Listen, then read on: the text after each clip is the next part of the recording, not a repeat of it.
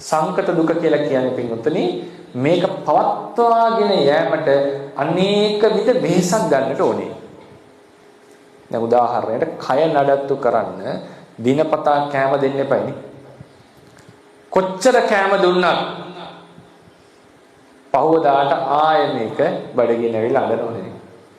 ඒක අවුරුදු 50ක් 60ක් වෙන්නට පුළුවන් 70ක් 80ක් වෙන්නට පුළුවන්.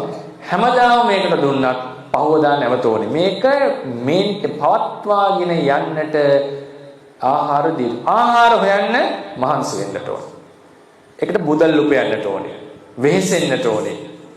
මේ විදිහට මේ කය පවත්වාගෙන යෑම සඳහා අනේක වෙහෙස කරන්නේ නැත්නම් ඒක විඳවනවා. මේක සංකත දුක කියලා කියන්නේ.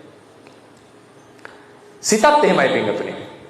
සිත සතුටු කිරීමට සිතේ උද්‍යෝගය ඇති කිරීමට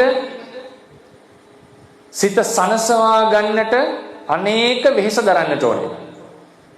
දැන් හිතන්න කාට හරි කම්මැලි හිතලා සින්දුවක් අහන්නවා කියලා. ඒ වෙන්නේ සිත සතුටු කරන්නට ඕන නිසා. සින්දුව අහන්න නැතුව සිතේ සතුටක් එන්නේ නැති නිසා ඒකට එදී කරවන්නට ඕන.